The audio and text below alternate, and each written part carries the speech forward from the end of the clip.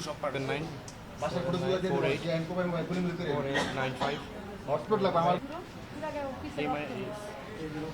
বিষয়টা হয়েছে আমি বাংলাদেশ জাতীয়তাবাদী দল বিএনপির একজন কর্মী।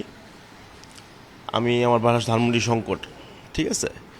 তো এখানে আমার ছোট ভাইরা ওরা একটা ফ্রুট ফলের একটা বিজনেস শুরু করছে। তো এই বিজনেসটা শুরু করার পর থেকেই কিছু ছেলে পেলে ওদেরকে ডিস্টার্ব করতো, চাঁদা চাইতো আর কি।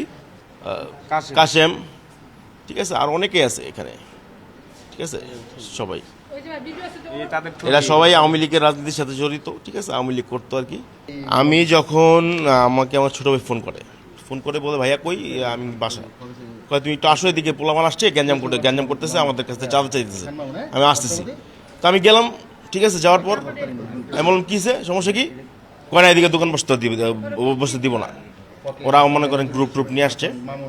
যখনই মনে করেন আমরা একটু গরম হয়েছি, ওরা কি করছে আপনার চাপাটি বের করে এলো পাথারে সবাইকে কোপ শুরু করছে। আমাকে কোপ দিচ্ছে, আমি ঠেকানোর জন্য আমি হাত দিয়ে ইয়ে করছি। আমার হাতের এখানে প্রায় 60-70% ঝুলে গেছে, ঠিক আছে। আমার অবস্থা খুবই খারাপ অবস্থা। ইবা হলো একটা মাদক ব্যবসায়ী, ঠিক আছে। ও মাদক ব্যবসা করে, ঠিক আছে। ও বিভিন্ন নেতাদের ছত্রছায়ায় থাকে, ঠিক আছে। পুরুষ নাকি মহিলা? পুরুষ, নাম হলো ইব্রাহিম, মানে টাইটেল ইবা। আচ্ছা আচ্ছা, ঠিক আছে। ইব্রাহিম ওরফে ইভা, ঠিক আছে। ওই কিশোর গ্যাং পালে ওই এলাকার ভিতরে, শঙ্করের ভিতরে মনে করেন যে মানুষের কিশোর গ্যাংটি আগে ছিল নাকি? আগে ছিল না, নতুন করে হয়েছে। জন্য কম দামে ফ্রুট বিক্রি করতেছিলাম। তো এমন টাইমে হচ্ছে আমাদের কাছে 2-1 দিন ধরে আমাদের এরকম চাঁদা তোলার জন্য আসতেছে। আজকে হচ্ছে ইনস্ট্যান্ট মোমেন্টে আমরা বিক্রি করতেছি, তো এমন টাইমে ওরা আসছে, আইসে হচ্ছিল আমাদের ফুডকার্ট ফালাই দেওয়ার পরে হচ্ছে ভাঙচুর করে আমাকে মারা শুরু করছে। তখন ও হচ্ছে বাসায় গেছে ভাইয়াকে ডেকে নিয়ে আসার জন্য, তখনই আমাকে মারছে, আমার কানের পর্দা ফেটে গেছে।